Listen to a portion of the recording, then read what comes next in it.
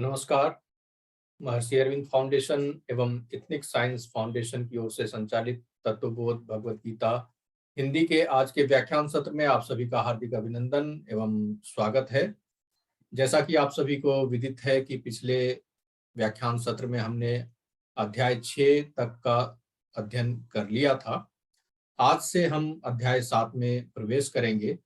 तो मैं आचार्य रवीना जी से निवेदन करता हूं कि आगे के मंच संचालन के लिए वो सामने आए। हरिओम।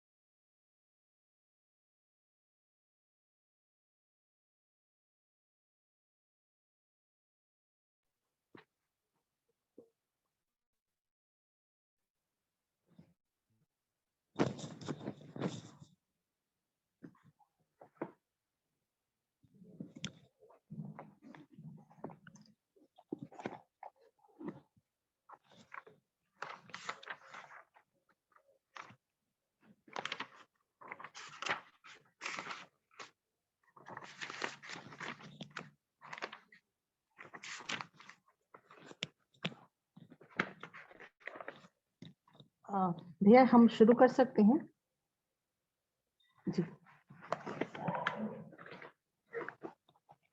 तो यहाँ उपस्थित सभी साधक जनों को पुनः मेरा प्रणाम है और हम सब भगवत गीता के इस सत्र पर मैं आपका स्वागत करती हूँ।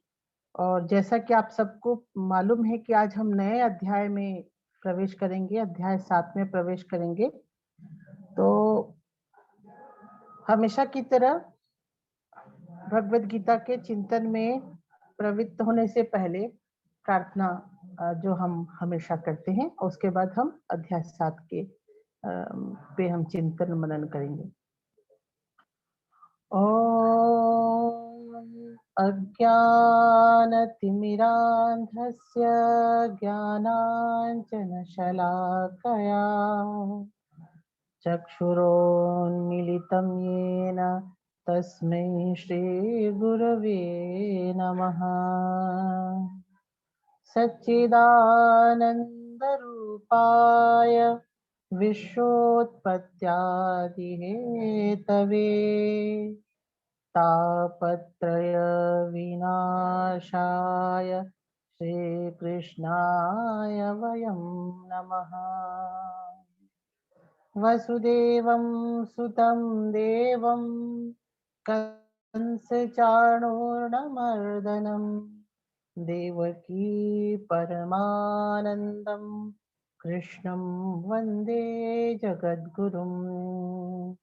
हे कृष्ण करुणा सिंधु दीनबंधु जगत्पते गोपीश गोपिका कांत राधा कांत नमोस्तुते। तप्त कांचन गौरांगी राधे वृंदावनेश्वरी वृषभानुसुते देवी प्रणमामि हरिप्रिये। हरे कृष्णा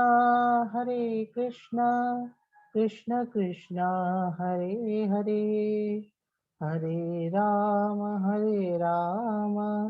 राम राम हरे हरे।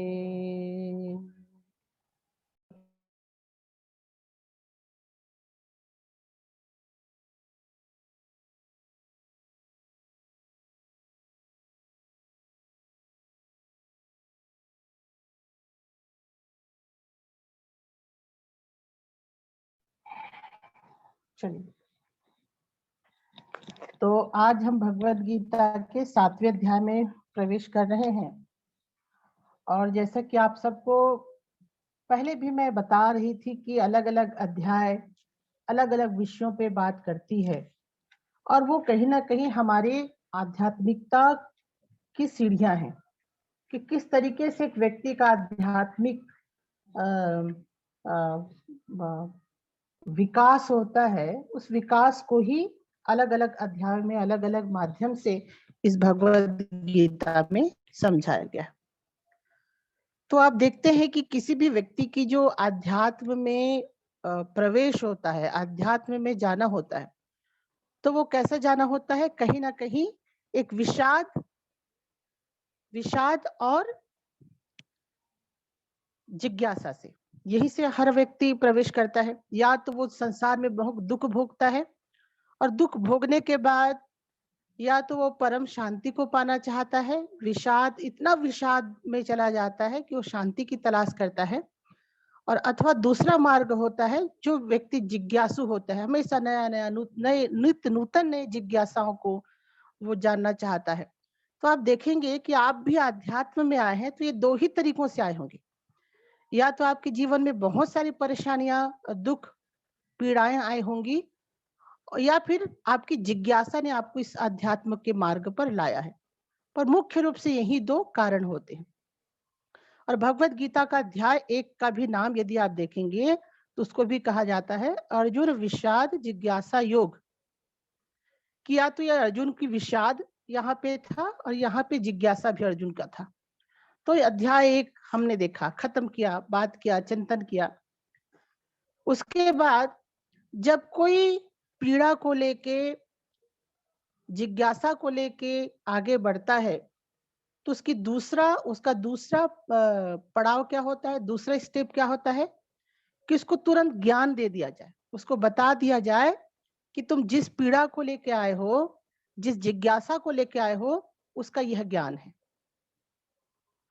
तो इसी कारण हम देखते हैं कि दूसरा अध्याय में भगवान ने सारे ज्ञान को दे दिया, ताकि उस ज्ञान को पाने के लिए लालसा बढ़ जाए। तो इसी कारण हम देखते हैं पहला अध्याय जहाँ विषाद और जिज्ञासा योग है, वही दूसरे अध्याय का नाम है सांख्य योग अथवा ज्ञान योग। इसे कई लोग ज्ञान योग भी बोलते हैं, कई लोग सांख्य योग भी कहते हैं। तो दूसरे अध्याय में तुरंत रिलीफ मिला कि भैया ये ज्ञान ले लो। अब ये दूसरा अध्याय खत्म हुआ। जब भगवान ने पूरा ज्ञान दिया तो तीसरा पड़ाव शुरू होता है कि उस ज्ञान को प्राप्त करने के तरीके क्या है। तो यहाँ से तीसरा अध्याय प्राप्त शुरू होता है।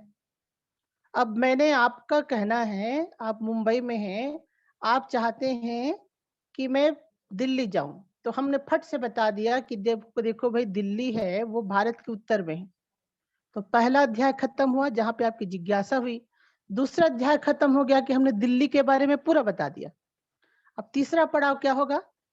तीसरा पड़ाव होगा कि आप वहां पे जाने का मार्ग ढूंढेंगे। आपके पास बस है, हवाई जहाज है, या कोई ट्रेन है, जैसी आपकी सुविधा, जैसी आपकी इच्छा, उस हिसाब से आप जाएंगे। तो जो पहला मार्ग भगवान ने दिया, पहला जो रास्ता भगवान ने बताया, उस रास्ते का नाम ज्ञान कर्म संन्यास योग, या जिसको हम कहते हैं ज्ञान कर्म संन्यास। भगवान उसमें बताया कि किस प्रकार से कर्म योग का अनुष्ठान किया जा सकता है। मतलब एक मार्ग के बारे में बताया, कर्म योग के बारे में। उसके बाद ये तीसरा अध्याय खत्म हो गया कि दिल्ली का पता चला, तो पहले भगवान ने ट्रेन के बारे में बताया, कर्म योग, कि आपको ट्रेन से जाना है। फिर उसके बाद दूसरा एक मार्ग भगवान ने बताया, ज्ञान कर्म संन्यास योग। ये भी एक मार्ग भगवान ने बताया। ये हमारा चौथा अध्याय खत्म हो गया। फिर भगवान ने बताया एक पांचवा तरीका, जिसको हम कहते हैं कर्म संन्यास योग, संन्यास योग। ये पांचवा तरीका भगवान ने बताया। उसके बाद छठवां तरीका भगवान ने बताया है आत्म संयम योग। अपने आप को कैसे अनुशासित करके आत्म संयम में बढ़े, ये छठवां तरीका बताया। और सातवां तरीका आज हम जानेंगे, जिसको कहते हैं ज्ञान विज्ञान योग।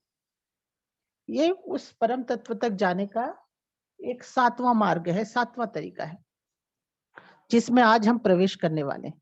छठवां अध्याय तो ध्यान पे था, तो ये ज्ञान और विज्ञान क्या है?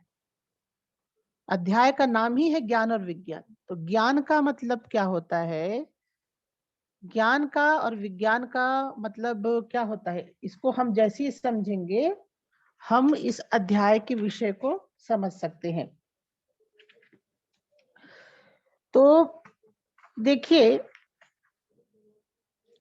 ज्ञान का मतलब तो ज्ञान होता है, आपको बहुत सारी जानकारियां देना, ये ऐसा है वो है, ये सारी जानकारियां ज्ञान है। तो इस अध्याय में आपको बहुत सारी इंफॉर्मेशन दिया गया है, जानकारियां दिया गई है, तत्व की जानकारी दी गई है, तो ज्ञान है। विज्ञान का मतलब क्या होता है? अनुभूति, अनुभव होना, वो अनुभव होना चाहिए, तो यह है विज्ञान। तो इस अध्याय में ज्ञान और विज्ञान का सबसे अद्भुत समन्वय आपको मिलता है। इस सातवें अध्याय में जहां आपको बहुत सारी इंफॉर्मेशन दिया गया है, उसके साथ साथ उसको अनुभूति करने का, अनुभव करने के तरीके भी आपको भगवान ने इस अध्याय में दिया है। तो इसी कारण इस अध्याय का नाम है ज्ञान विज्ञान योग। तो इस अध्याय को यदि आप भगवत गीता में रखे होंगे, तो इस अध्याय का जो पहला श्लोक है, उस पहला श्लोक में भगवान कहते हैं, श्री भगवान मय्यासक्त मनः पार्थ योगम युञ्जन् मदाश्रय असंशयं समग्रं मां यथा ज्ञास्यसि तच्छृणु। भगवान कहते हैं, पहला अध्याय में भगवान कहते हैं कि अर्जुन, मुझ में मन को संयुक्त करो। मया आसक्त मना, पहला श्लोक का पहला लाइन, कि हे अर्जुन, मुझ में मन को संयुक्त करो। दूसरा, इसी श्लोक में दूसरा चीज बोलते हैं, मदाश्रय। मदाश्रय का मतलब है मेरी शरण में आओ, मतलब मेरे पर निर्भर रहो, भगवान के ऊपर निर्भरता को बढ़ाना है। तीसरा, भगवान कहते हैं योगम, भगवान का योगम युञ्जन, इसका मतलब है योग का अभ्यास करते हुए। उसके बाद भगवान के बाद कहते हैं, यदि ये तुम तीनों चीज तुम्हारे जीवन में आ गया तो यम संभ्रम यथा।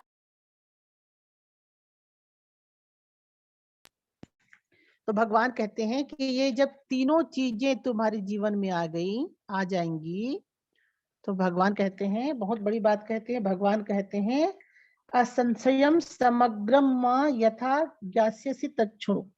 भगवान कहते हैं कि तुम मुझे समग्र तरीके से जान पाओगे।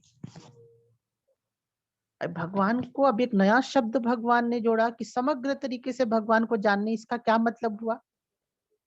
और ये तीन चीजों के बारे में भगवान ने कहा। पहला, कि मेरे ऊपर मन को मुझ में लगाना है, पहला तरीका, कि भगवान में निरंतर मन को लगाना है। जो भी आपके इष्ट देव हैं उसमें निरंतर आपको मन पे लगाना है। या आप ज्ञान योग के अभ्यास करने वाले हैं तो निरंतर अपने आत्म स्वरूप में आपके मन को लगाना है, पहला अभ्यास। दूसरा है, भगवान क्या बोलते हैं, योगन युञ्जन, कि योग का अभ्यास करते हुए आपकी जो साधना प्रणाली होनी चाहिए वो योग पे बेस्ड होना चाहिए, योग आधारित होना चाहिए। और तीसरा बोलते हैं मदाश्रय, मद आश्रय, मुझ पर निर्भर रहना, भगवान पर निर्भर रहना। तो यदि हम ये तीन चीज अपने जीवन में लाते हैं, पहला चीज भगवान पे निरंतर मन को लगा के रखें, पहला चीज। दूसरा चीज निरंतर योग का अभ्यास करें। और तीसरा चीज भगवान पर निर्भर रहें। ये 3 चीज यदि आपके जीवन में आ जाएंगी तो भगवान कहते हैं, भगवान ने एक बहुत बात कहा कि असंशयम समग्रम यथा ज्ञास्यसि, कि तुम मुझको समग्र तरीके से, संपूर्ण तरीके से तुम मुझको जान पाओगे। और आज यही सबसे हमारी सबसे बड़ी परेशानी है कि हम आज भगवान को बहुत आंशिक तरीके से जानते हैं। क्यों आंशिक तरीके से जानते हैं? क्योंकि हमारी जो साधना पद्धति है उसमें इन 3 तत्वों की कमी है। या तो हम बहुत योग पे बेस्ड, योग आधारित हम साधना कर रहे हैं, लेकिन अपने स्वरूप पे ध्यान नहीं लगाते, मन को भगवान पे नहीं लगाते। यदि भगवान पे निरंतर मन को लगा के रखे हैं, जैसे बहुत सारे संप्रदाय वाले कहते हैं इतना भजन कीर्तन करेंगे, पर उनकी साधना पद्धति योग पे आश्रित नहीं होती, योग पे आधारित नहीं होती। कई बार योग पे आश्रित होता है, बहुत भजन कीर्तन भी करेंगे, लेकिन मदाश्रय है जो भगवान के प्रति शरणागति नहीं होती, उनके प्रति एक आश्रय जो होता है, उनके प्रति निर्भरता है, वो नहीं होती। हम अपनी दुनिया खुद बनाने लगते हैं। तो कभी ये नहीं होता तो कभी ये होता है, कभी ये होता है तो कभी ये नहीं होता। और इसी कारण क्या है कि हम भगवान को समग्र तरीके से जान नहीं पाते। और इसी कारण भगवान कहते हैं कि समग्र तरीके से मुझको जानना है, पूरा होल तरीके से आप ईश्वर को जानना चाहते हैं, तो ये 3 तत्व आपके जीवन में होने चाहिए। पहला, ईश्वर के प्रति निर्भरता होनी चाहिए कि ईश्वर मेरा योगक्षेम वहन कर रहे हैं, मैं उनके ऊपर ही निर्भर हूँ, मैं ईश्वर के चिंतन पे ही रहूंगी। और तीसरा, मेरा जो साधन भजन है वो योग के सिद्धांतों के आधार पे होना चाहिए। तो समग्र तरीके से हम भगवान को जान पाएंगे। उपनिषद में बड़ा सुंदर दृष्टांत आता है कि बहुत सारे अंधे लोग होते हैं, आंखों में पट्टियां बांधी हैं, और उनके पास, उनको हाथी के पास छोड़ दिया जाता है, बहुत बड़े हाथी के पास छोड़ दिया जाता है, और उनको पूछा जाता है कि तुम बताओ हाथी कैसा है। तो जो व्यक्ति उसके पूंछ को पकड़ता है वो कहता है कि ये जो हाथी है लंबा होता है। जो व्यक्ति उसके दांत को पकड़ता है वो कहता है हाथी बहुत नुकीला होता है। जो व्यक्ति हाथी को पकड़ता है उसके पेट को, तो बोलता है हाथी तो बहुत मांसल और मोटा होता है। पर आप देखिए कि तीनों सच बोल रहे हैं, पर सच बोलने के बावजूद भी वो समग्र तरीके से हाथी को नहीं जान पा रहे। उनमें आंशिक सच्चाई है, आंशिक सत्यता है, पर समग्र रूप से सत्यता उनके जीवन में नहीं है। तो इसी कारण भगवान कहते हैं कि यदि समग्र रूप से यदि हम जानना चाहते हैं तो ये 3 चीजों को हमारे जीवन में लाना चाहिए। और इसी कारण जब हम समग्र रूप से भगवान को नहीं जानते, आंशिक रूप से भगवान को जानते हैं, तो क्या होता है, हम या तो संकीर्ण हो जाते हैं, नैरो माइंडेड हो जाते हैं, या फिर हम असहनशील हो जाते हैं। क्योंकि जैसे जैसे संकीर्णता, अगर हम, आप कई भी संप्रदाय को देखे होंगे, आप उनमें देखेंगे कि बड़ा साधन निष्ठ है, लेकिन बहुत संकीर्ण है, बहुत अनुदार है, असहनशील है। और कई संप्रदाय को आप देखेंगे बहुत ही सहिष्णु है, सहिष्णुता उनमें बहुत भरी हुई है। तो क्या होता है कि यदि हम आंशिक रूप से परमात्मा को जानेंगे तो हम, हमारे जीवन में रूढ़िता आने का चांसेस बढ़ जाता है, हमारे जीवन में संकीर्णता आने की चांसेस हो जाती है, हमारे जीवन में असहनशीलता बढ़ने का चांसेस हो जाता है। तो इसी कारण हमको यदि समग्र रूप से परमात्मा की आराधना करनी है, हमको अपने जीवन में समग्र परमात्मा को जानना है, तो हमको ये 3 तत्व हमको अपने जीवन में लाना चाहिए। योग का अभ्यास, भगवान के प्रति निर्भरता, और तीसरा क्या है, भगवान के प्रति निरंतर उनका चिंतन करना। और तब हमारे जीवन में समग्र रूप से परमात्मा की प्राप्ति होती है। नहीं तो संकीर्णता और असहनशीलता में हम घुस जाएंगे। और ये जो असहनशीलता और संकीर्णता है, हमारे देश में और पूरे विश्व को उसने, मानवता को उसने ध्वस्त किया है। आज आप देखेंगे कि जितने भी बड़े बड़े युद्ध हुए हैं वो कहीं ना कहीं असहनशीलता के कारण से प्रारंभ हुआ है। हजारों हिंदू मुस्लिमों को मार दिए, मध्य युग में आप देखते हैं मुस्लिम और क्रिश्चियनों के बीच में बहुत लड़ाइयाँ हुई। आप मध्यकाल में देखेंगे कि बौद्ध और हिंदुओं के बीच में कितनी लड़ाइयाँ हुई। आधुनिक काल में भी हम पाते हैं कि बहुत सारे दंगे फसाद होते हैं। क्यों? इसी कारण होते हैं क्योंकि हम समग्र रूप से परमात्मा को जानने की चेष्टा नहीं करते, हम आंशिक रूप से जानने की चेष्टा करते हैं। पर हमारा जो भारतीय संस्कृति है, हमारी जो भारतीय मनीषा है, वो हमेशा सत्य को अनेक रूपों में देखती है। उपनिषदों में बहुत सुंदर सूत्र है। सूत्र ऐसा है कि एकम सत विप्रा बहुधा वदंती, कि सत्य एक है, ट्रुथ एक है, लेकिन जो विद्वान है, पंडित है, उनको बहुत तरीके से उसको जानते हैं, अन्वेषण करते हैं। तो सत्य एक है और जो ऋषि लोग हैं उनके अनेक अनेक नामों से जानते हैं। तो इसी कारण से हमारे देश में और बाहर में यदि किसी भी उत्पीड़न से बचाना है, लोगों को हमको सही मार्ग पे ले जाना है, तो हमको सबसे पहले काम करना होगा कि हमें ऐसे साधन पद्धति का आविष्कार करना होगा, ऐसे साधन पद्धति का प्रचार करना होगा जिसमें हम समग्र रूप से उस परमात्मा को, उस भगवान को हम जान पाए। और जब ये समग्र रूप से हम इस परमात्मा को जानेंगे, तो जितनी संकीर्णता है, जितना नैरो माइंडेड जीवन है, वो उसमें खत्म हो जाएगी। और हमारे भारत में ये जो सहिष्णुता है कि भगवान को अनेक रूपों में देखना है, केवल अभी से नहीं, हजारों साल पहले से ये जो संस्कार है हमको लगातार दिया जा रहा है।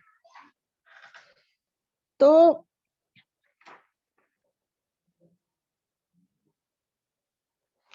इसी कारण से भगवान ने ये, उसके बाद भगवान दूसरा श्लोक में एक दूसरी महत्वपूर्ण शिक्षा देते हैं। ज्ञानम तेहं सविज्ञानम इदं वक्ष्यामि शेषतः अज्ञात्वा हनेह भूत्योत्य ज्ञात्वया अविशिष्यते। भगवान कहते हैं अगले श्लोक में कि मैं तुम्हें पूरी तरीके से सैद्धांतिक ज्ञान के बारे में अनुभव के साथ बताऊंगा। भगवान कहते हैं कि ज्ञानम तेहं सविज्ञानम इदं वक्ष्यामि अशेषतः, ज्ञानम तेहं सविज्ञानम। भगवान अगले श्लोक में कहते हैं ये जो ज्ञान मैं दूंगा उसको विज्ञान के साथ तुमको मैं बताऊंगा, ताकि कुछ भी बताने का शेष मत रहे। मतलब ज्ञान भी दूंगा और उसके साथ अनुभव के साथ। तो हम देखते हैं ज्ञान के साथ जब अनुभव आपके कोई गुरु या कोई बड़े महापुरुष हमको बताते हैं, तो कुछ भी अलग से जानने योग्य शेष नहीं रह जाता। हमारे जब गुरु या हमारे जब आचार्य हमको ज्ञान के साथ विज्ञान की भी शिक्षा देते हैं, ज्ञान के साथ अनुभव की भी शिक्षा देते हैं, या अनुभव आधारित ज्ञान की शिक्षा देते हैं, तब क्या होता है? तब होता है कि और कुछ जानने योग्य नहीं होता। तो भगवान कहते हैं कि अब मैं तुमको ज्ञान के साथ विज्ञान दोनों ही मैं इसको दूंगा। तो भगवान क्या ज्ञान देते हैं? भगवान ज्ञान देते हैं वो हम अगले भगवान उस ज्ञान के बारे में बताते हैं। मनुष्याणाम सहस्रेषु कच्चित् सिद्धये ययताम अपि सिद्धानाम कश्चित् मां वेति तत्वतः। भगवान उसमें कहते हैं कि ये जो ज्ञान के साथ जो विज्ञान में बताऊंगा, लेकिन अर्जुन को बताते हैं कि ये जो आध्यात्म का मार्ग है, जिन्होंने भी ये ज्ञान और विज्ञान को दोनों को साथ लेके चला, तो हर कोई उस परम तत्व तक नहीं पहुंच पाता। कोई बिरला व्यक्ति ही होता है हजारों में कोई एक होता है जो उस परम तत्व तक पहुंच पाता है। वो भी उसकी कैपेसिटी, उसकी साधना और उसके क्षमता के अनुरूप। तो भगवान कहते हैं कि आपकी जितनी क्षमता होगी उतना ही आप उस सत्य तक पहुंच पाएंगे। तो हजारों स्त्री पुरुषों में कुछ ही लोग पूर्णता का प्रयास करते हैं। भगवान सही बात बोलते हैं कि हजारों में बहुत कम लोग होते हैं जो इस आध्यात्म के मार्ग में बढ़ना चाहते हैं। और भगवान कहते हैं और इन हजारों में कुछ लोग होते हैं जो प्रयत्न करते हैं। एक मिनट, सॉरी, थोड़ा सा।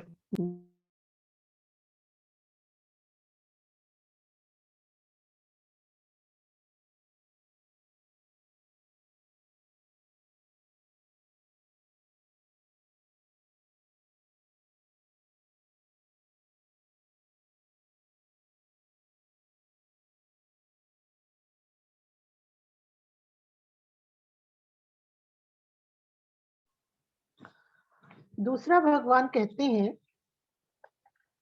कि हजारों लोग इस मार्ग में जानना चाहते हैं। उसमें से कुछ लोग होते हैं जो प्रयत्न करते हैं और कुछ लोग होते हैं जो उस अवस्था तक पहुंचते हैं। तो ये तीन चीज भगवान ने कहा कि जो जो चाहते हैं, प्रयास करते हैं, और कुछ लोग चाहते हैं, कुछ लोग प्रयास करते हैं, और प्रयास करने वाले व्यक्तियों में साधना के अनुरूप, उनकी क्षमता के अनुरूप उस परम तत्व तक वो पहुंचते हैं। तो इससे क्या पता चला? इससे ये पता चलता है कि हमारी क्षमता के अनुरूप हमारी गति या हमारी प्रगति निर्भर करती है। आप कहेंगे कि मैं केवल हफ्ता में एक दिन साधना करूंगा और मैं सिद्ध अवस्था तक पहुंच जाऊंगा, तो ये नहीं हो पाएगा।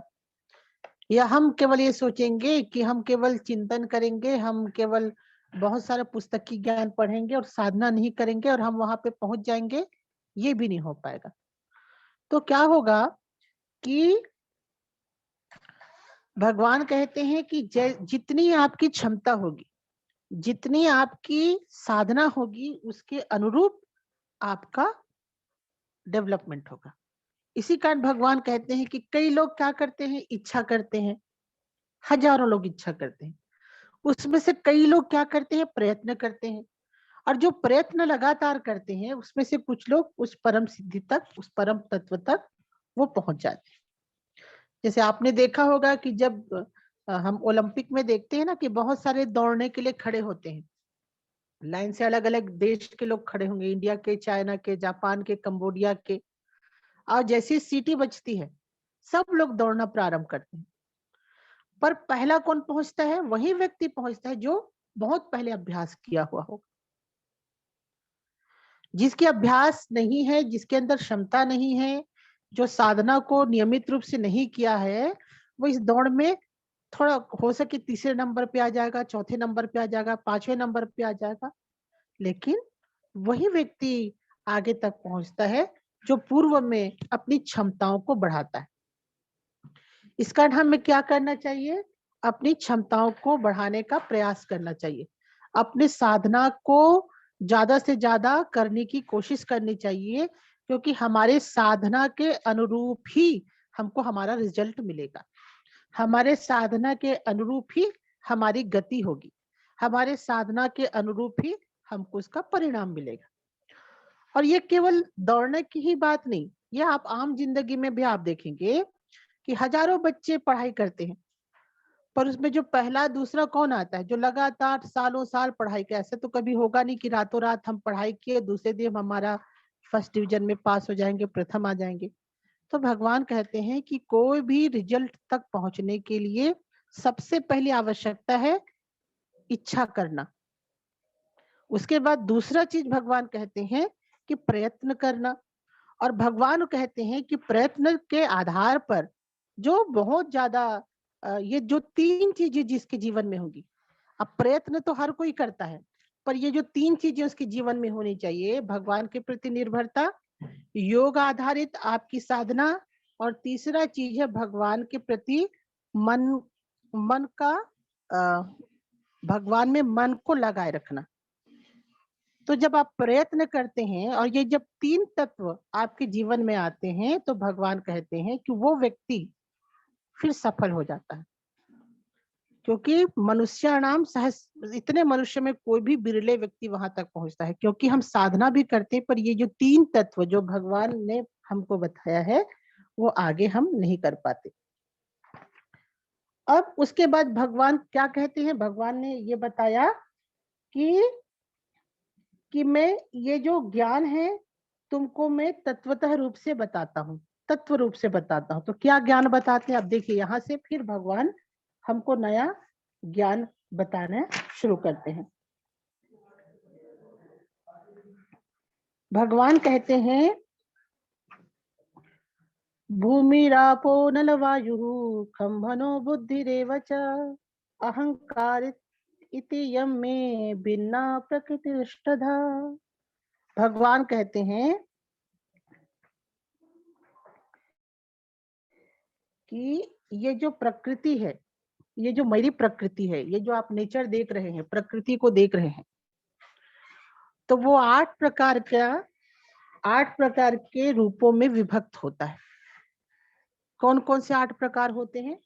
तो भगवान कहते हैं पहला क्या है, पहला नहीं कहना चाहिए, ये जो 8 प्रकृति के बारे में भगवान ने कहा कि ये मेरे ही प्रकृति है और इसको अलग अलग रूपों में मैंने विभक्त किया है।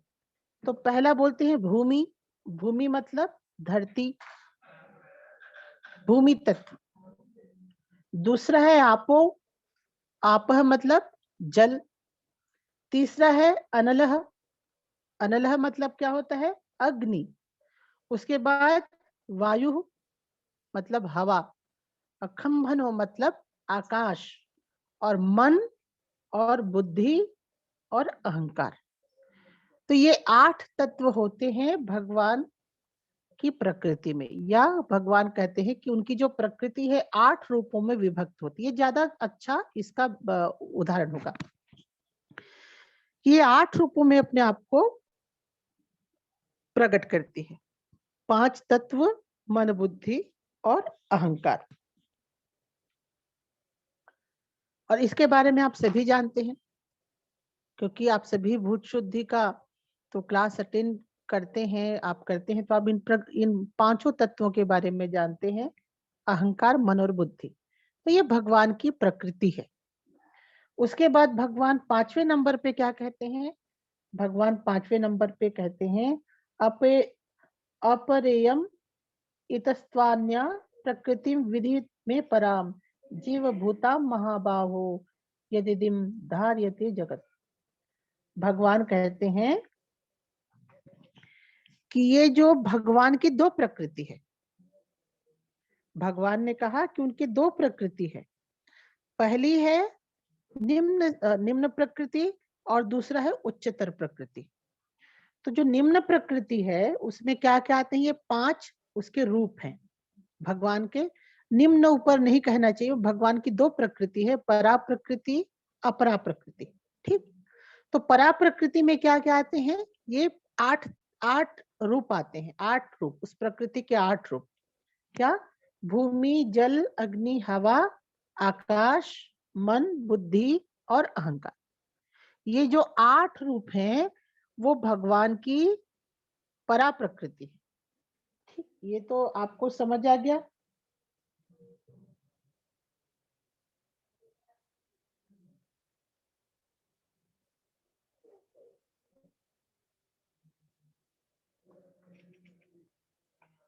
और दूसरी प्रकृति है परा प्रकृति, जिसके बारे में भगवान कहते हैं कि उसके बारे में बताते हैं जीव भूत्वा महाबाहो यदिदम धार्यते जगत। ये तो जो जीव भूत है वो भगवान की परा प्रकृति है। तो हम देखते हैं कि भगवान ने ये पूरे ब्रह्मांड को 2 प्रकार के प्रकृति के बारे में उन्होंने बताया। पहला अपरा प्रकृति और दूसरा है परा प्रकृति। तो अपरा, आप देखिए उसको थोड़ा सा उसको सावधानी से लिखिएगा। अपरा प्रकृति में क्या क्या आएगा, अपरा प्रकृति में ये 8 तत्व आएंगे। कौन कौन से? मन, बुद्धि, अहंकार, आपका भूमि, जल, अग्नि, वायु और आकाश, ये मिलके जो प्रकृति बनाते हैं वो क्या है? अपरा प्रकृति। क्लियर हो गया? उसके बाद दूसरा जो प्रकृति है परा प्रकृति। तो परा प्रकृति क्या है? भगवान कहते हैं जीव भूताम महाबाहो। अब जीव भूताम इसका मतलब जीव नहीं होता है, यहाँ पे इसका मतलब होता है बुद्धिमता चेतना।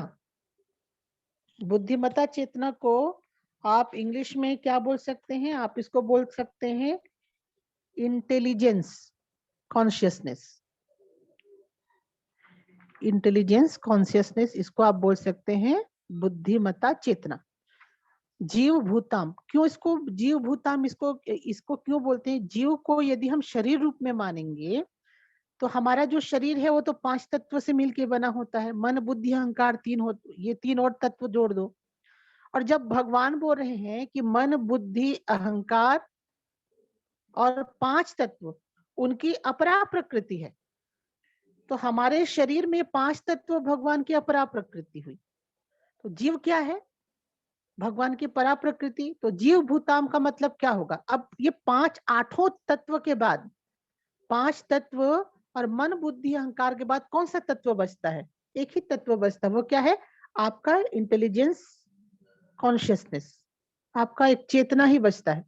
तो भगवान ने कहा कि ये जो कॉन्शियसनेस है, ये जो इंटेलिजेंस कॉन्शियसनेस है, ये भगवान की अपरा प्रकृति है। और परा और अपरा जब मिलते हैं तब ये सृष्टि का निर्माण होता है, इस सृष्टि का विकास होता है, इस ब्रह्मांड का निर्माण होता है। तो इसको कई जो भाष्यकार हैं ये कहते हैं कि भगवान की 2 प्रकृतियां हैं, एक निम्न और एक उच्च। जो निम्न प्रकृति है वो अपरा प्रकृति है और उच्च प्रकृति है वो परा प्रकृति है। अब ये दोनों प्रकृति जब मिलते हैं तब संसार का निर्माण होता है, ब्रह्मांड का निर्माण होता है। तो आप देख लो, इसको योग की भाषा में क्या कहा जाता है? इसको कहा जाता है जड़ और चित्त। तो जड़ तत्व में क्या क्या आता है? ये 5 तत्व आएंगे, मन बुद्धि अहंकार, ये जड़ तत्व है। और चित्त क्या है? आपका कॉन्शियसनेस, आपकी चेतना, तो ये चित्त तत्व है। और जीव, ये संसार क्या है? संसार को योग में कहा गया है जड़ चित्त ग्रंथि। जड़ चित्त ग्रंथि ही ये दुनिया है, प्रकृति है, संसार है, आप हो, मैं हूं। जहां जड़ और चित्त दोनों मिलते हैं तो अपने आप को प्रोजेक्ट करते हैं, तो वो संसार के रूप में हमको दिखाई देते हैं। तो यदि आपको कोई पूछे भगवत गीता के अनुसार संसार में मुख्य रूप से ब्रह्मांड का जो निर्माण हुआ है उसमें 3 तत्व कौन कौन से हैं? तो 3 तत्व में आपको कहना है, पहला है अपरा प्रकृति, जिसमें 8 जो तत्व बताए गए हैं, मन बुद्धि अहंकार भूमि जल अग्नि वायु और आकाश, ये अपरा प्रकृति है। इन 8 तत्वों से अपरा प्रकृति बनती है। परा प्रकृति कौन है? जो हमारी इंटेलिजेंस कॉन्शियसनेस है, जो असीम हम ससीम कह सकते हैं। और तीसरा कौन है? ईश्वर। तो ये 3 तत्व हम भगवत गीता में पाते हैं, ईश्वर तत्व, अपरा प्रकृति और परा प्रकृति। अब मजेदार बात यह है कि भगवान क्या कहते हैं इन तीनों को? मेरी। मतलब ये तीनों अलग अलग नहीं है, भगवान ने कहा ये मेरी प्रकृति है।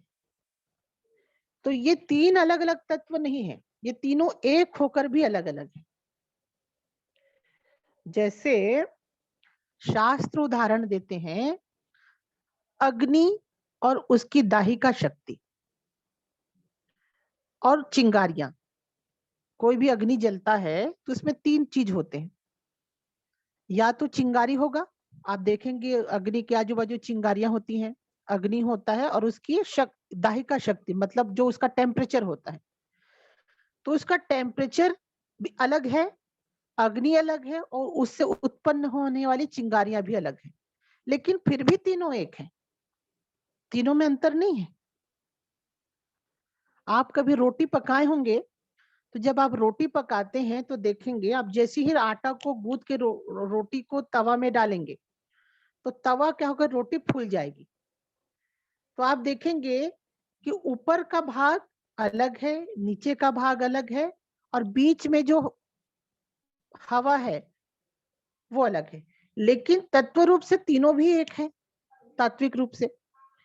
तो इसी कारण से भगवान ने कहा बार बार, मैं हूं, मेरी प्रकृति, मेरी प्रकृति। कहने का मतलब ये है कि अपरा प्रकृति भी, परा प्रकृति भी, और वो जो ईश्वर है, तीनों एक होते हुए भी तीनों अलग अलग। अब इस तीन तत्व को जो भगवान ने कहा, ईश्वर तत्व, अपरा प्रकृति, परा प्रकृति, इन तीनों से मिलकर ये पूरे ब्रह्मांड और सृष्टि का निर्माण होता है। आप श्लोक नंबर 6 पे अगर आप जाएंगे तो श्लोक नंबर 6 पे क्या भगवान कहते हैं,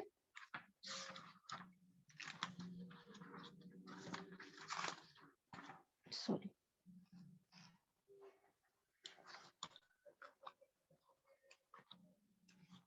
हाँ, भगवान 6 पे कहते हैं कि एत्योदिनी भूतानि सर्वाणि धारय अहम कृत्सस्य जगत प्रभवः प्रलयस् तथा। भगवान कहते हैं कि तू ऐसे समझ कि संपूर्ण भूत इन दोनों प्रकृतियों से ही उत्पन्न होने वाले हैं। ये जो दुनिया में जितने भी आप चीज देख रहे हैं, चर जो भी आपको दिखाई दे रहे हैं, ये दो ही चीजों से मिलकर बने हैं, अपरा प्रकृति, परा प्रकृति, जड़ और चेतना। ठीक है। और भगवान कहते हैं अहम कृष्ण जगतः प्रभवः प्रलयस्तथा था। और भगवान कहते हैं कि संपूर्ण जगत का जो मूल मैं हूं। तो इसी कारण ये भगवान यहाँ पे बताते हैं कि ये जो दोनों तत्व हैं मेरे ऊपर ही आश्रित हैं, मेरे ऊपर ही नित्य अवस्थित हैं।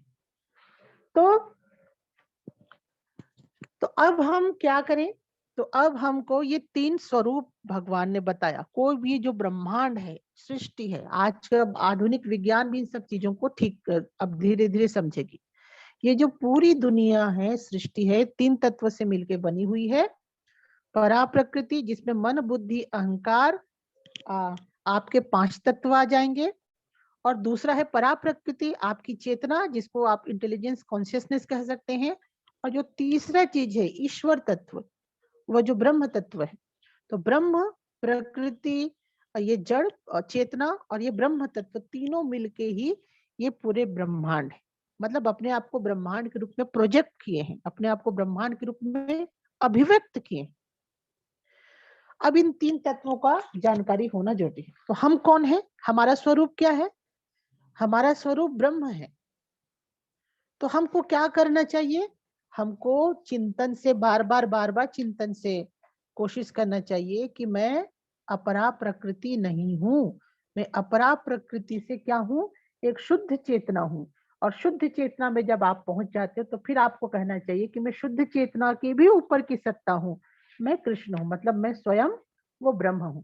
और इसी कारण आप देखेंगे जब हम हाथोड़ा में रहते हैं तो बहुत सुंदर भजन हम गाते हैं। भजन कैसा होता है?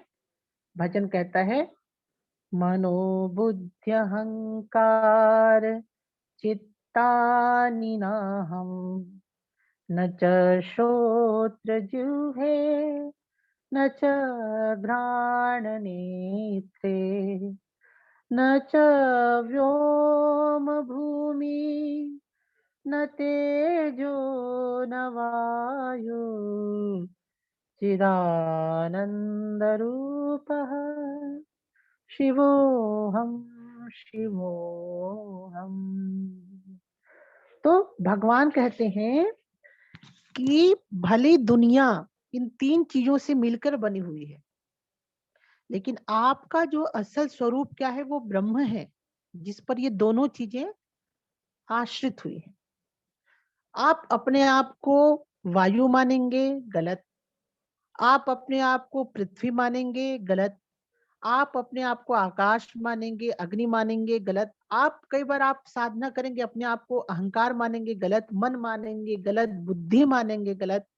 आप अपने आप को शुद्ध कॉन्शियसनेस मानेंगे, जिसके बारे में अपरा प्रकृति मानेंगे तो वो भी एक नीचे की अवस्था है। और शुद्ध अवस्था क्या है, जिसपे जो हम आधार, जो हमारा मेन आधार है ब्रह्म है, जो भगवान कहते हैं कि उसका जो मूल जो मैं हूँ वो जो ब्रह्म है वो हम है। इसी कारण हम बार बार इस श्लोक को बार बार हमको चिंतन करना चाहिए। क्यों? क्योंकि हम क्या करते हैं, बार बार अपने आप को क्या मानते हैं, शरीर मानते हैं। शरीर से थोड़ा ऊपर उठे तो अपने आप को मन और बुद्धि का मिश्रण मानते हैं। थोड़ी और साधना करें तो हमको पता चलता है कि मन और बुद्धि को हम नहीं भैया, ये मन बुद्धि भी अहंकार पे टिका हुआ है। थोड़ी और साधना किए तो मन बुद्धि और पता चलता है कि जो मन बुद्धि जिस अहंकार पे टिका है वो अहंकार तो शुद्ध चेतना पे टिकी हुई है। और हम साधना करते हैं तो पता चलता है कि जो इंटेलिजेंस कॉन्शियसनेस है, ये जो ससीम चेतना है वो असीम चेतना का ही एक अंश है। और वो असीम चेतना क्या है, वो हम है। और इसी कारण क्या कहते हैं, मनोबुद्धि अहंकार चित्तानि नाहम, कि मैं मन नहीं हूँ, न बुद्धि नहीं हूँ, न चित्त नहीं हूँ। न च श्रोत्र जिह्वे न च घ्राण नेत्रे, कि मैं ये जो मेरे तन्मात्राएं हैं वो भी मैं नहीं हूँ। न च व्योम भूमि न तेजो न वायु, ये जो पंच तत्व है वो भी मैं नहीं हूँ। तो क्या हूं मैं? चिदानंद रूप शिवोहम शिवोहम। ये जो चिदानंद रूप है, जो जिसके बारे में भगवान ने कहा कि सारे जगत का जो मूल स्वरूप है वो मूल स्वरूप मैं हूं। तो ये हमारा पूरा सृष्टि का एक ज्ञान हो गया। अब इसको जब आप सांख्य में पढ़ेंगे तो सांख्य योग में इन तत्वों से कौन से तत्व की उत्पत्ति होती है उसमें बड़ा विस्तार से बताया, बहुत अद्भुत और बहुत विस्तार से बहुत अच्छा बताया गया है। आगे हम सांख्य योग पे भी चर्चा करेंगे। सांख्य योग के बहुत बड़े आचार्य हुए थे महर्षि कपिल, उन्होंने सांख्य योग का नाम रखा। तो उन्होंने बताया कि ये जो मूल ब्रह्म है, उस मूल ब्रह्म से कैसे और 24 तत्वों का निर्माण होता है। तो वो 5 तत्व से लेके और भी अन्य तत्वों पे, तन्मात्राओं पे ऐसे आगे आके विकास के क्रम में हम आगे जाएंगे, जिसके बारे में हम आगे बात करेंगे। लेकिन अभी ये मूल रूप से हमको समझना है कि ये जो दुनिया है 3 तत्वों से मिलकर बनी है, परा प्रकृति, अपरा प्रकृति और ब्रह्म तत्व। और ये 3 अलग अलग होके भी एक है, मतलब एक दूसरे की अभिव्यक्ति है। ब्रह्म का जो अगला अभिव्यक्ति है वो है आपका अपरा प्रकृति, अपरा प्रकृति की अगली अभिव्यक्ति है परा प्रकृति। तो ब्रह्म से ही ये उद्भव हुआ है और ब्रह्म में ही इसका विलीन हो जाता है। तो ये भगवान श्री कृष्ण ने एक बहुत सुंदर बात हमें बताया है। चेतना का ये जो सिद्धांत है वो हमने बताया। तो अब अगला क्या है? तो भगवान अगला जो बात कहते हैं कि आपको इन तीनों स्तरों को आपको शुद्ध करना है, तीनों स्तरों का आपका प्यूरिफिकेशन होना चाहिए। तो तीनों स्तर का प्यूरिफिकेशन कैसा होगा? तो तीनों स्तर पे आप कैसे पढ़ेंगे? तो जो पहला स्तर का जो प्यूरिफिकेशन होगा, जो को भगवान की अपरा प्रकृति का प्यूरिफिकेशन कैसा होता है? आपके भूत शुद्धि क्रिया से। आप जब भूत शुद्धि क्रिया करते हैं तो भगवान ने कहा कि ये जो इसमें जो इन 8 तत्वों में जो अनबैलेंस है, उसका जो बैलेंस है भूत शुद्धि क्रिया से होती है। और जब आप इन 8 तत्वों में जब प्यूरिफिकेशन होगा, इस 5 तत्वों का जब शुद्धिकरण होगा, तब आपका जो शुद्ध चैतन्य है, शुद्ध चेतना है, जिसको हम इंटेलिजेंस कॉन्शियसनेस कहते हैं, जिसको अपरा प्रकृति की अवस्था कहते हैं, उस अपरा प्रकृति में आप उसको अनुभव कर पाएंगे। और जब आप अपने आंशिक कॉन्शियसनेस को जब आप अनुभव करेंगे तो आप विराट कॉन्शियसनेस को भी अनुभव कर सकते हैं, उस विराट कॉन्शियसनेस का अनुभव कर सकते हैं। जैसे इसको हम कह सकें कि जब आप समुद्र का मैं बूंद हूं, इस चीज का आप अनुभव कर लेंगे तो आपको अगले चरण में पता चल जाएगा कि आप समुद्र ही हो। तो इसकी शुरुआत कहाँ से होगी? तो भगवान कहते हैं इसकी शुरुआत नीचे से होगी, ऊपर से नहीं होगी।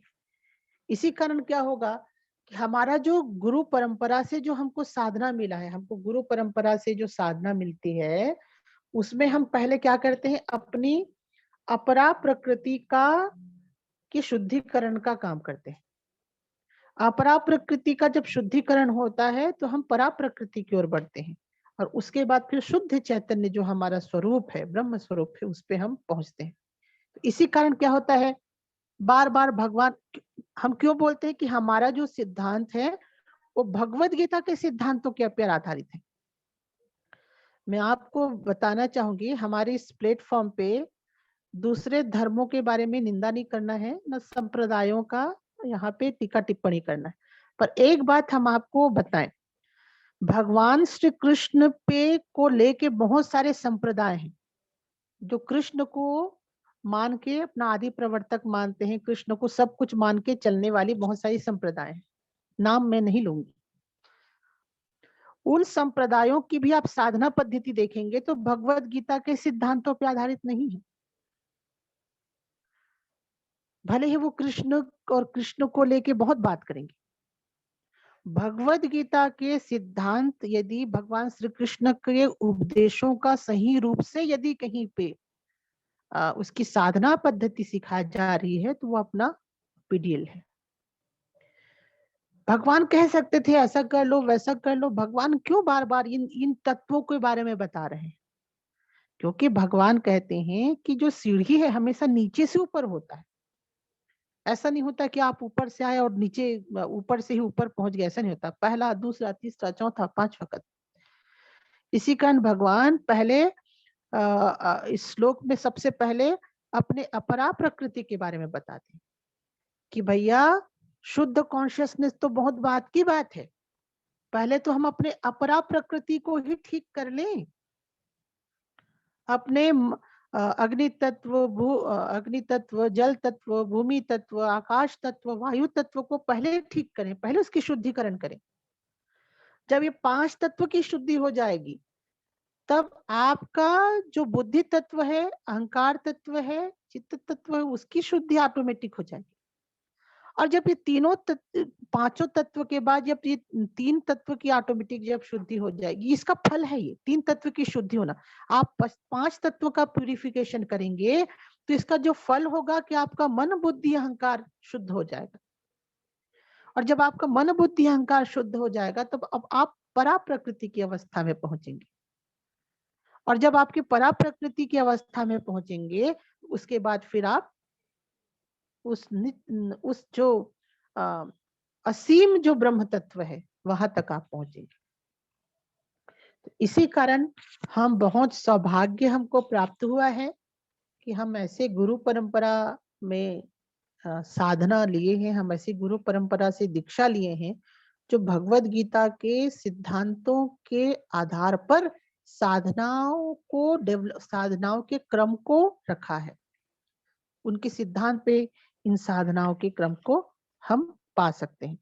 तो इसी कारण हमें अपने जो गुरु से जो साधना तत्व मिला हुआ है, साधना मिला हुआ है, उस साधना को बिना किसी संदेह के, बिना किसी असंशय होकर के इसको करना है, क्योंकि ये भगवत गीता की सिद्धांतों पे बेस्ड ये साधना पद्धति।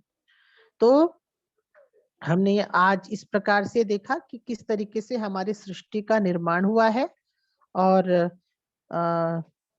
ये ब्रह्मांड की उत्पत्ति कैसी हुई है, ब्रह्मांड के उत्पत्ति का क्या क्या आधार है, क्या क्या इसमें तत्व है, इन सब चीजों को हमने इसमें पढ़ा, जाना, और जानने के बाद हमने एक साधना का जो एक रूपरेखा है वो हमने इसको सुना।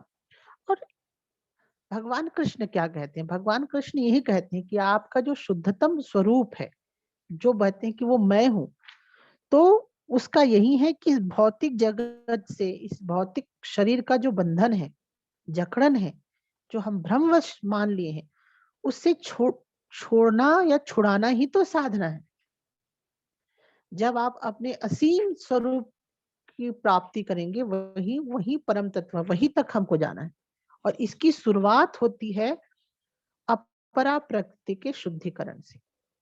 इसी कारण कभी ये नहीं समझिएगा, और ये बहुत सूक्ष्म बातें हैं कि कई बार हम बहुत सारे संप्रदायों में हम गए बहुत सारे संप्रदाय आचार्यों के पास हमने बात की, पर भूत शुद्धि का जो ये साधना है कहीं आपको नहीं मिलेगा, और होगा तो बहुत गोपनीय तरीके से होगा।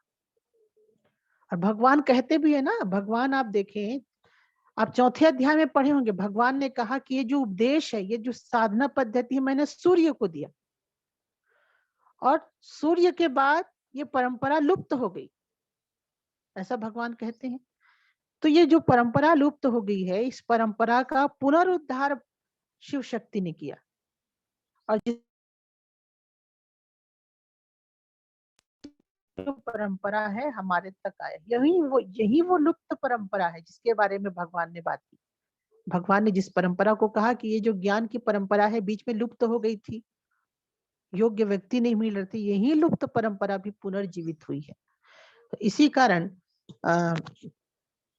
इस परंपरा में हम हैं, और इसको हमको इन साधनाओं को करना है, और साधना में आगे बढ़ना है। और अंत में आप जरूर देखेंगे ब्रह्मांड की प्रत्येक वस्तु ब्रह्म है, आपको पता चलेगा, ऐसा अनुभूति होती है, ऐसा लोग कहते हैं, क्योंकि ब्रह्म से ही परा प्रकृति निकली है, और परा प्रकृति से ही अपरा प्रकृति का विकास हुआ है।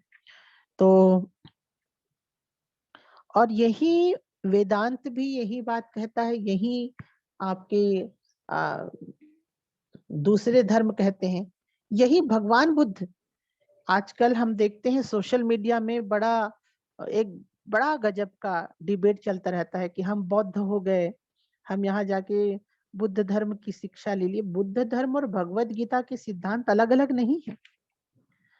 बुद्ध ने भी दो शब्दों का उपयोग किया था, लोक और लोकोत्तर। लोक और लोकोत्तर अनुभव। तो लोकोत्तर अनुभव में यही अनुभव होते हैं।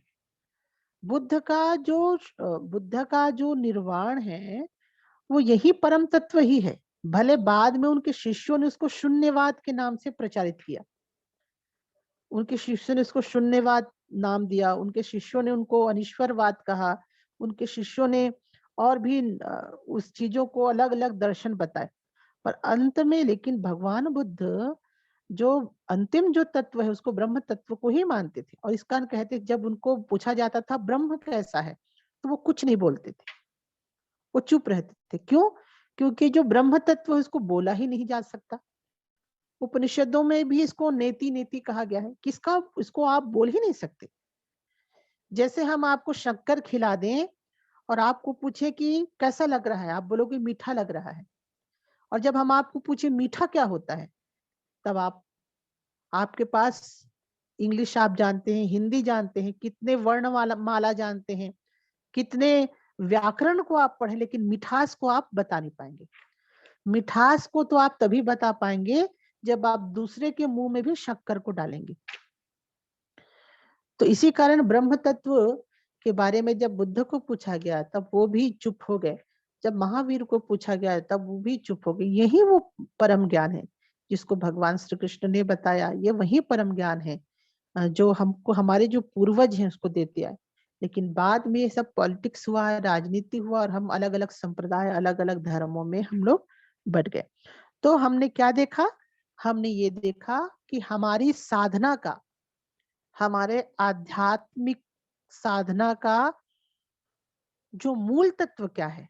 मूल तत्व है शुद्ध चेतना में प्रतिष्ठित होना, उस असीम चेतना में प्रतिष्ठित होना।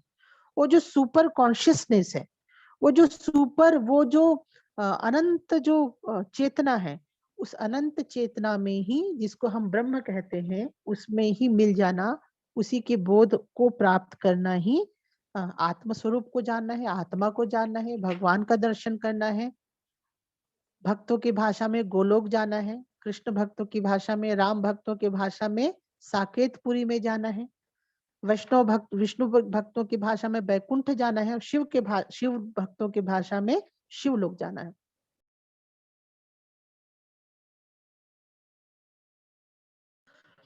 अलग अलग भक्तों ने, अलग अलग साधकों ने भले ही इसे अलग अलग नाम दिया हो, पर मूल रूप से उसी शुद्ध चेतना के बारे में भगवान ने बताया है। और आगे हम पढ़ेंगे कि ये जो शुद्ध चेतना है इसके कितने स्वरूप हैं, इसके और कौन कौन से रूप हैं, इनके बारे में हम अगले सत्र में पढ़ेंगे। लेकिन आज के लिए एक बहुत अच्छा नॉलेज भगवत गीता के माध्यम से पढ़ा है, और आप इसका चिंतन कीजिए 5 तत्वों का, उसके बाद मन बुद्धि अहंकार का, और उसके पीछे जो हमारा चित्त तत्व है जिसको हम कॉन्शियसनेस कहते हैं, और इन सब का जो आधार है जिसको हम कहते हैं असीम चेतना। तो इस पे आप चिंतन कीजिए, और अगले हफ्ते हम परिचर्चा डिस्कशन में मिलेंगे। पर एक और बात, ये जो विज्ञान है, इसी विज्ञान को अलग अलग ऋषि मुनियों ने अलग अलग तरीके से परिभाषित किया है। तो शब्दों पे कभी मत जाइएगा, इसके मूल भावों को समझिएगा। तो प्रार्थना के साथ आज के सत्र का समापन करते हैं। मैं माफी चाहती हूँ, पिछले 7 दिनों से लगातार मैं यात्रा में थी, और इस कारण से सुबह के सत्र का जो समय हमको बदलना पड़ा। तो प्रार्थना के साथ आज के सत्र का समापन करते हैं। ओम पूर्णमद पूर्णमिदं पूर्णात् पूर्णमुदच्यते पूर्णस्य पूर्णमादाय पूर्णमेवावशिष्यते। ओम शांति शांति शांति।